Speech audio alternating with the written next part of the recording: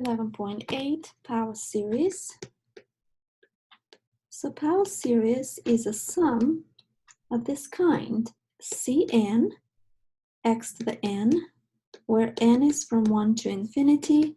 If we expand it, C0 plus C1x plus C2x squared plus, it's an infinite sum. X is variable and Cn are constant, called coefficients. So for every fixed x, the series 1, let's call this 1. I'll write it over here. For every fixed x, the series 1 is a series of constants that may converge or diverge. So a power series may converge for some x and diverge for others. Let's write this down. A power series may converge for some x and diverge for others. So that's what we're interested in, to find for what x a certain power series converges. So I can write f of x as a function equals to this infinite sum, and so on. So the sum of the series is a function. Sum of the power series is a function. It has infinitely many terms whose domain is the set of all x for which the series converges, for which the power series converges. So the domain is all x for which this power series converges. F of x is like a polynomial but has infinitely many terms. So example, if the constants Cn are ones for every n,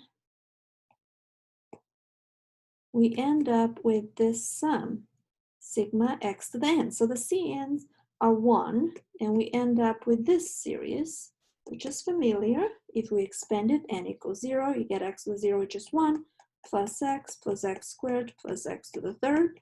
Familiar geometric series, which we know is convergent for absolute value of x less than 1, which is the same as x between -1 and 1. Okay, so definition of a power series of this kind. So we have the coefficient Cn, and instead of x to the n, we have instead x minus a to a power n, and it's from 0 to infinity. So just like the first one here, n can be 0. And it's from 0 to infinity. We call this, let's expand it first. So that's C0, if n equals 0, x minus a to the 0 is 1, so we only have the constant. If n equals 1, C1, x minus a, plus C2, x minus a squared, plus, and goes on forever. So we call this power series in x minus a, this is called power series in x minus a, or we call it power series centered at a. Power series centered at a, or power series about a.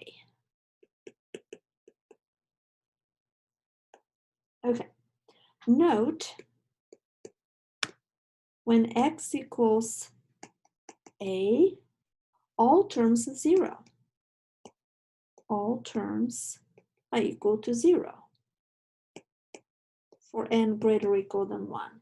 So the power series is convergent for x equals a, because you're going to end up with a constant only, just C0, the first term.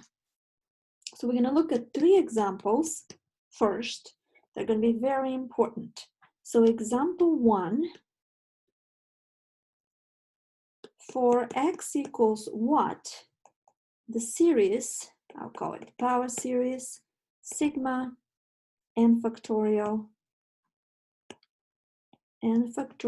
x to the n, when n is from 0 to infinity, the series is convergent.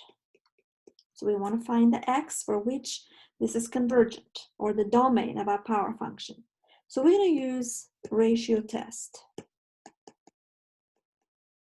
So if x is not equal to 0, we take the limit of the absolute value of the n plus 1 term over the nth term, n goes to infinity. So limit n goes to infinity, the n plus 1 term is n plus 1 factorial times x to the n plus 1. Okay, so that's on the top. And then on the bottom, the nth term will be n factorial x to the n. So we have this ratio and we're going to simplify it. I'm going to write n plus 1 factorial as n. I'm going to write it as n factorial times n plus 1, which is true. The product of the first n plus 1 numbers can be written like this. And then I'm going to write x to the n plus 1 as x to the n times x, and copy the denominator the way it was. So what we cancel here is the n factorial and x to the n, and what's left is the limit of n plus 1. That's positive, I don't need absolute value, but x needs an absolute value. Okay, so if n goes to infinity, that goes to infinity, regardless of what x is. Okay, so by the ratio test, if that ratio goes to infinity, then the series diverges. The power series diverges for x not equal to 0. Remember we said if x not equal to 0. If x equals 0, what do we have? Well, it's just going to be a constant, so we say that the given series converges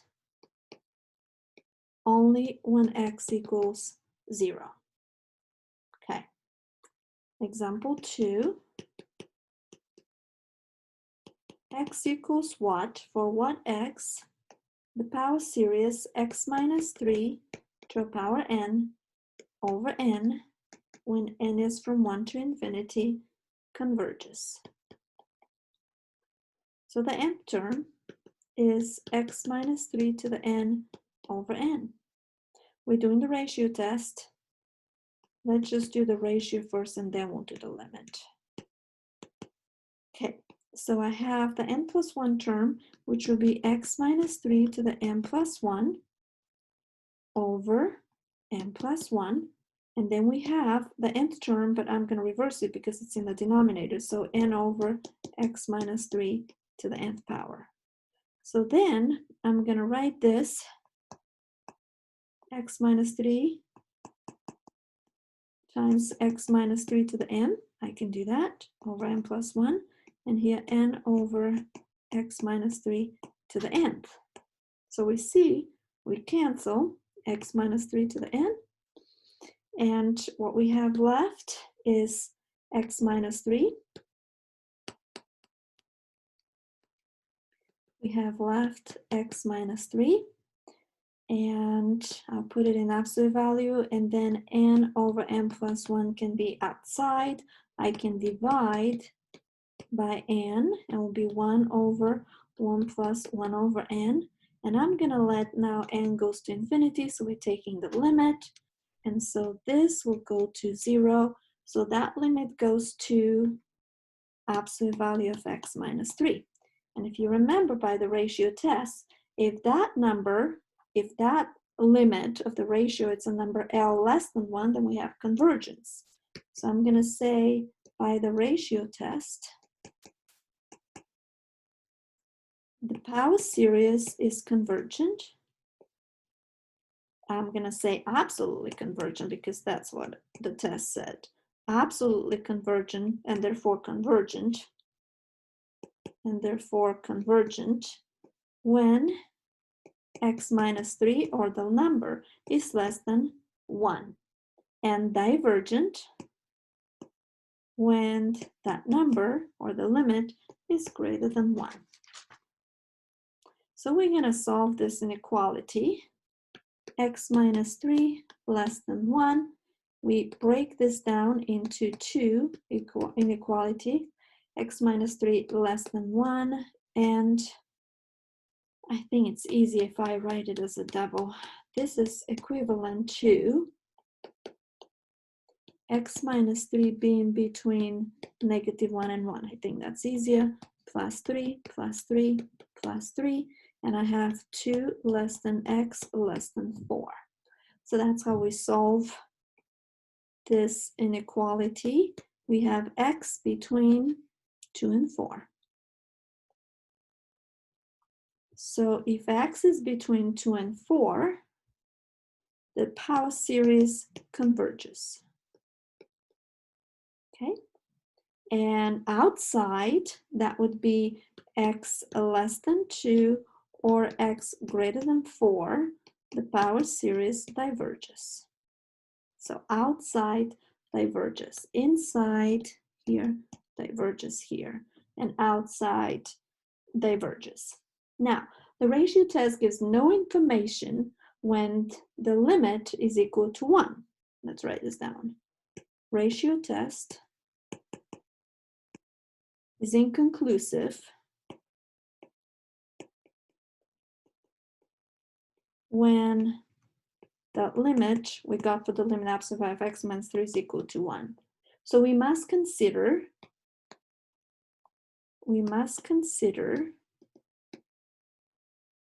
x equals 2 and x equals 4 separately. Okay, so we're going to write the power series for those two cases.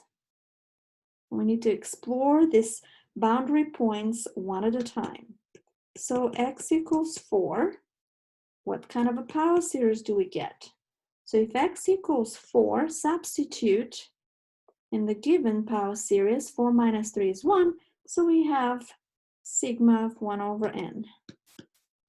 N from 1 to infinity. Well, this is familiar. We call this the harmonic series, and we knew it's divergent. Okay? So if x equals 2, let's write the power series here. If x equals 2, we had x minus 3. So 2 minus 3 is negative 1.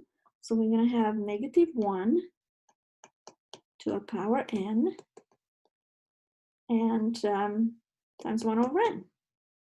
So this is alternating harmonic series, which we looked at it before and we knew it's convergent. So our given series, our given power series is convergent. Remember, it was convergent for x between 2 and 4, but it was also convergent for 2. So we're going to include the 2.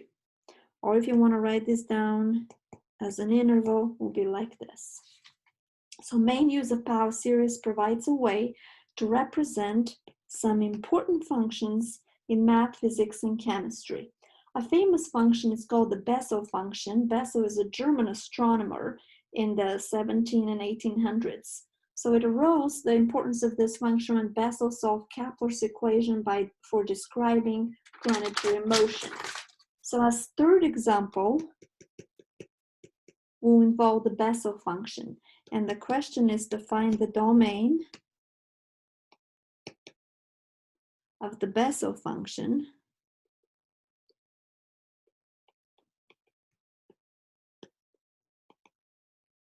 of order 0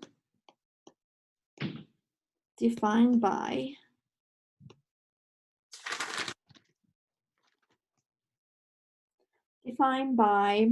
this equation. So it's a power series, and from 0 to infinity, negative 1 to the power n x to the 2n over 2 to the 2n n factorial squared. Okay, so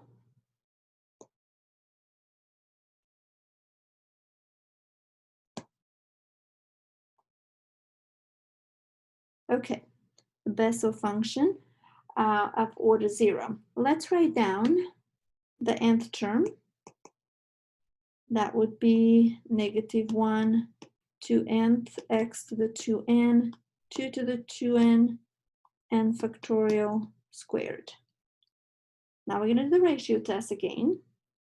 And first we're going to do the ratio, absolute value, and then take the limit.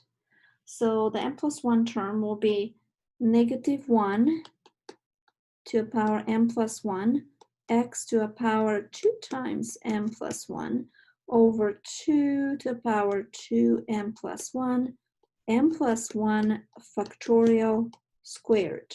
So that's just the n plus 1 term.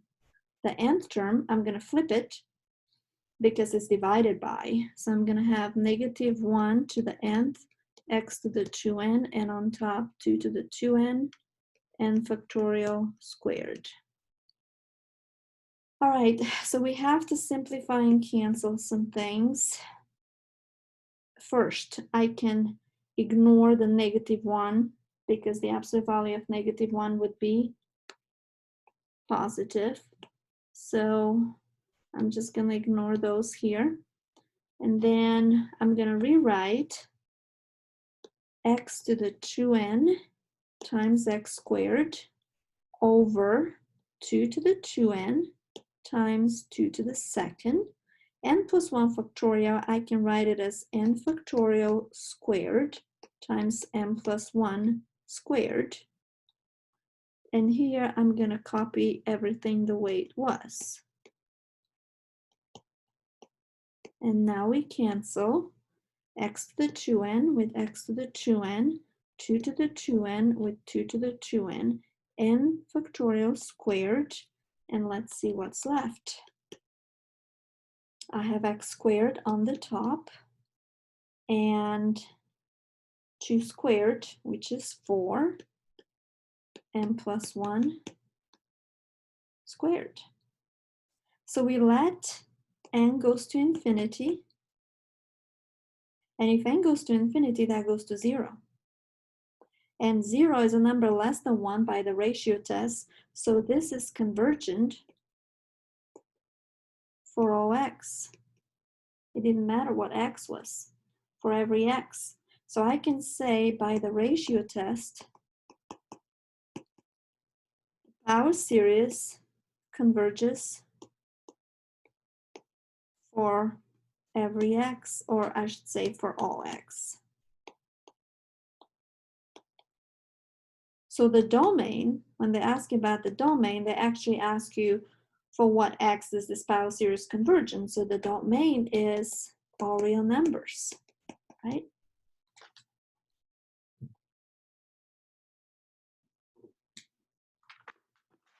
All right, so in these 3 different examples, we saw that the set of values for x for which the series is convergent is a finite interval.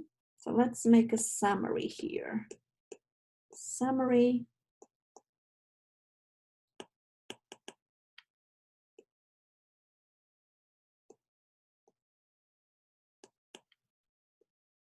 Summary example 1 to example 3.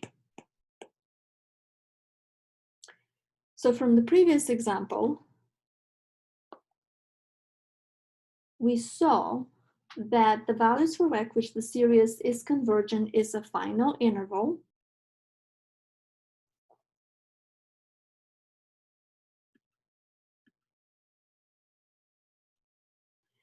It could be a finite interval, infinite interval, or collapsed interval. So let's summarize this in a theorem. For a given power series,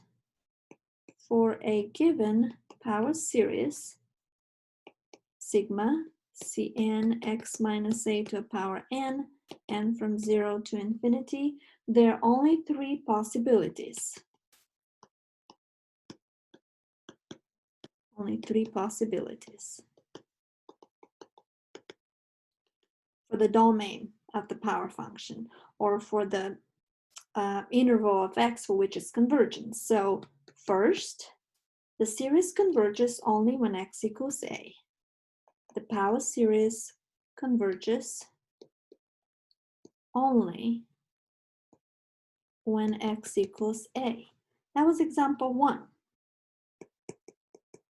Second case, the power series converges for all x.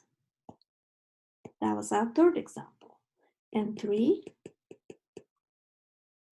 there is positive number r. There is positive number r such that the power series converges if absolute value of x minus a is less than r, and diverges if x minus a is greater than r. R is called radius of convergence. R is called radius of convergence. So inside the radius, inside the circle, we have convergence. And outside we have divergence. So in the first case, the radius of convergence is 0 because we have convergence only at one point, at a. In the second case, where we have convergence for all x, the radius of convergence is infinity. So we have two new concepts here: radius of convergence, and the other one is interval of convergence. Interval of convergence. And of course they're related. So interval of convergence of power series is the interval. It's the interval that consists of all values of x, that consists of all x for which the series converges, for which the power series converges. So in the first case, in that theorem, the interval of convergence is a single point. That's just A. In the second case, the interval is all real numbers. And in the third case, where we had radius of convergence, a minus r less than x less than a plus r, this is our interval. When x is at the endpoint, anything can happen. So when x is at the endpoint of the interval, anything can happen. In other words, you can have convergence or divergence. You have to explore the boundary points separately. So series might converge at both endpoints. So I'm going to write down power series may converge at both endpoints.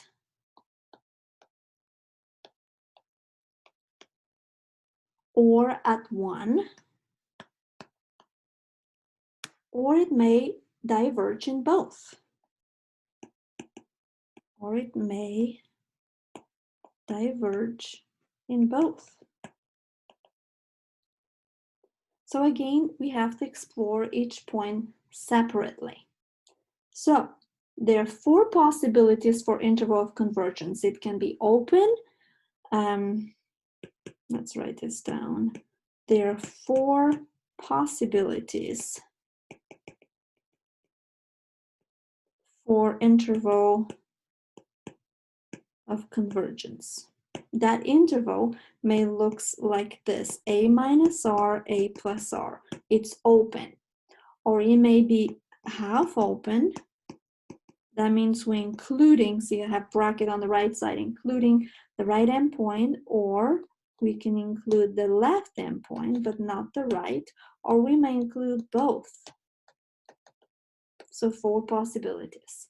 Here is a picture.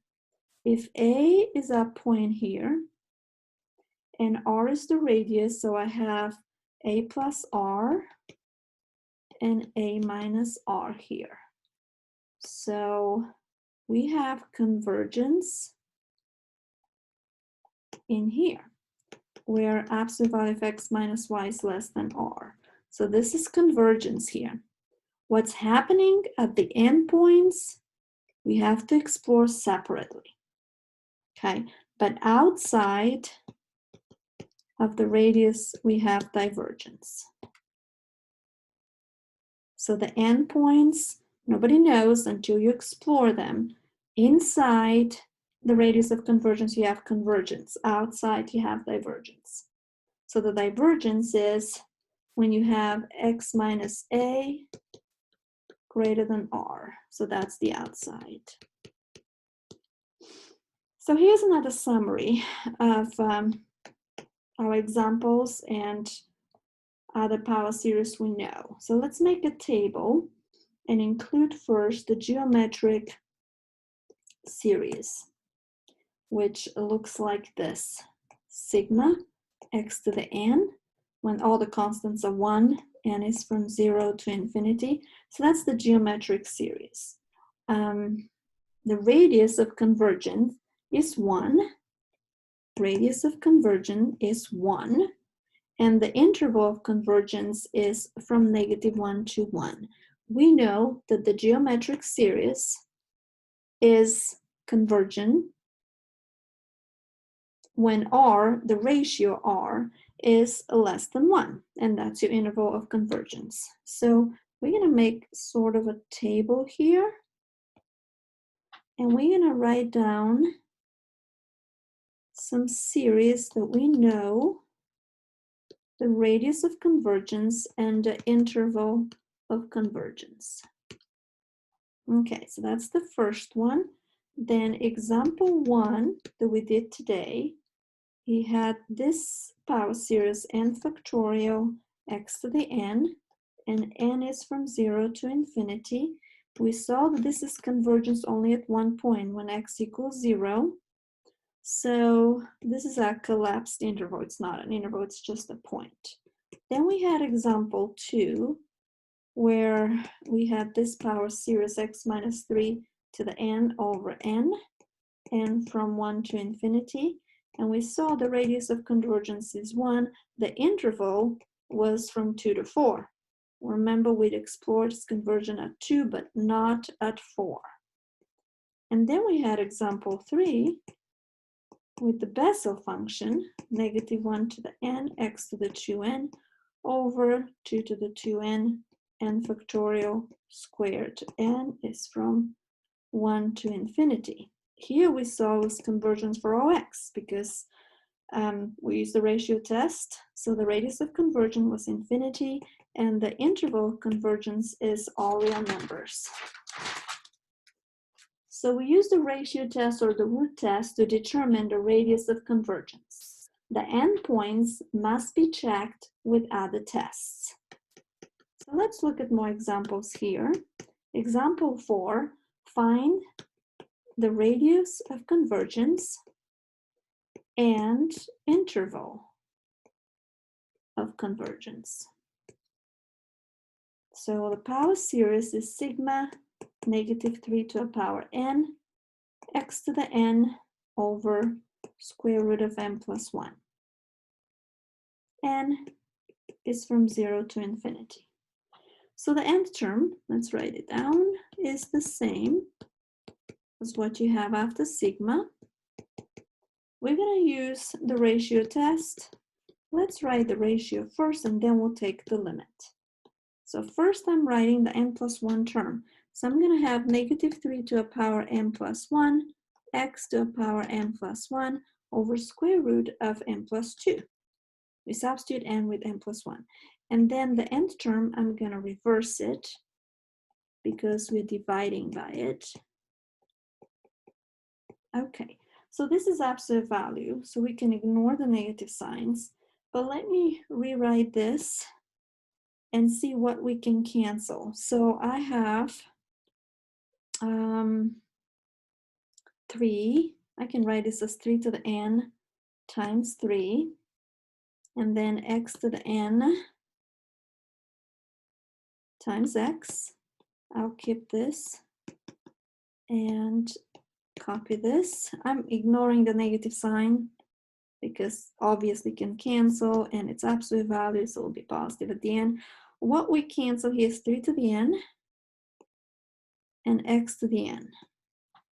And what's left is, okay, there is a negative sign here because if I cancel one of them, there's one left from here. Okay, so there is a negative sign.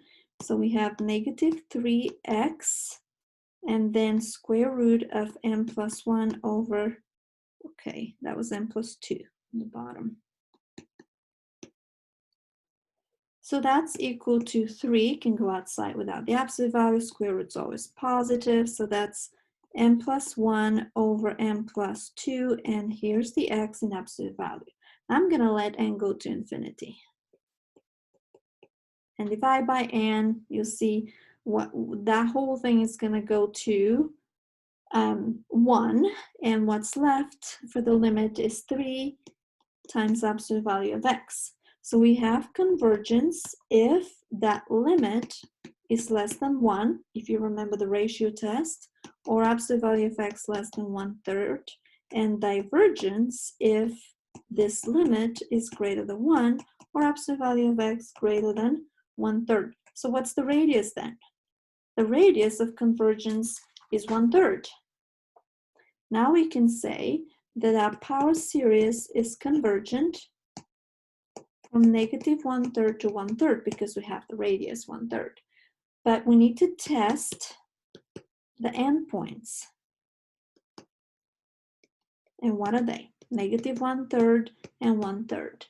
So if x equals negative 1/3, let's write the power series. So the power series would look like this. So x is negative 1/3. I'm going to have negative 3 to the n, negative 1 over 3 to the nth power over square root of n plus 1. All right, so you see the negative 3 to the nth will cancel, and what we have is sigma 1 over n plus 1, and from 1 to infinity, or is it from 0? Okay, so if we expand this power series, we'll see 1 over square root of 1 plus 1 over square root of 2 plus 1 over square root of 3. It reminds you of a p-series. So a p-series with p equals 1/2, which is less than 1, we know it's divergent. So at the endpoint negative 1/3, we got divergence. Now we're going to explore x equals 1/3 the same way. We write our power series here, 1/3 to the n over square root of n plus 1. After you cancel 3 to the n, you're going to have negative 1 to the n on top, and here's square root of n plus 1. Now expand it, and we'll get similar series to the one before, except it's alternating signs. So this alternating series is convergent by alternating series test. So we have convergence for x equals 1/3. So the interval of convergence, we already know negative 1/3 to 1/3, but we got convergence at the 1/3 and divergence at negative 1/3. So that is the interval. Last example, example 5. What is the radius of convergence and what is the interval of convergence for the power series sigma n x plus 2 to a power n over 3 to the power n plus 1, and is from 0 to infinity. So you always start with writing the nth term. The nth term is whatever follows the sigma. It's n, x plus 2 to the n over 3 to the power n plus 1. And then we do the ratio test. I'm going to do the ratio, absolute value, and then take the limit. So write the n plus 1 term, replace n with n plus 1, and we're going to have n plus 1 times x plus 2 to the power n plus 1 over 3 to the power n plus 2. Then I'm going to write the nth term but reversed because we're dividing by it. Okay, and then I'm going to rewrite a few things so we can cancel. First of all, I'll keep n plus 1. I'm going to write this as x plus 2 to the power n times x plus 2. And on the bottom, 3 to the n times, and actually I need 3 to the n plus 1. So let's do this, 3 to the n plus 1 times 3. And keep that part the way it was. Now what cancels is x plus 2 to the nth power and 3 to the n plus 1. And what's left? We have n plus 1 over n, and I don't need absolute value because n goes to infinity, but x plus 2 will need absolute value. 3 can go outside. So take the limit, in other words, n goes to infinity, divide by n here, and that's going to go to 1, and we're just going to have x plus 2 over 3. So you want this limit to be less than 1 by the ratio test. So I can say convergence if x plus 2 absolute value over 3 less than 1, which is equivalent to x plus 2 absolute value less than 3. And we have divergence if that limit is greater than 1, which is equivalent to x plus 2 greater than 3. So what's our radius? It's 3. So we have to solve now this, we have to solve this inequality, x plus 2 less than 3. How do we solve it? Well, that's equivalent to x plus 2 between negative 3 and 3. So we're going to subtract 2 all sides and have negative 5 less than x less than 1. So negative 5, 1 is our interval of convergence for now. We have to check the endpoints. So test the endpoints. Okay, so first x, what are the endpoints? Negative 5 and 1. So x equals negative 5, and write the power series if x is negative 5. Plug it in the original, and you're going to have n equals n times negative 3 to the power n over 3 to the power n plus 1, n is from 0 to infinity. So that's a special power series. I'm going to pull 1/3 out, and I'm going to have here negative 1 to the nth power.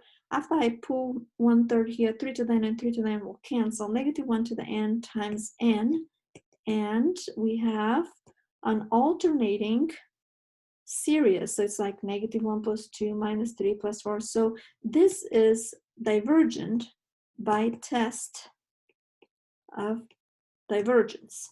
Okay, in other words, the nth term, negative 1 to the power n times n, this limit does not go to 0 when n goes to infinity. That was a test for divergence. Okay, so we got divergence. We got divergent at this endpoint. The other endpoint, x equals 1, our power series would look n, just replace x with 1 and simplify. We're going to have n times 3 to the n over 3 to the n times 3, and it's from 1 to infinity, it was 0. So what we cancel is 3 to the n, and what's left? We can pull the 1/3 out, and we have sigma of n. And we know that this is divergent. This is the sum 0 plus 1 plus 2 plus 3. It's definitely divergent by the test of divergence. Okay, so I can say this is divergent by test of divergence. In other words, the nth term doesn't go to 0. So what we have here for the interval of convergence.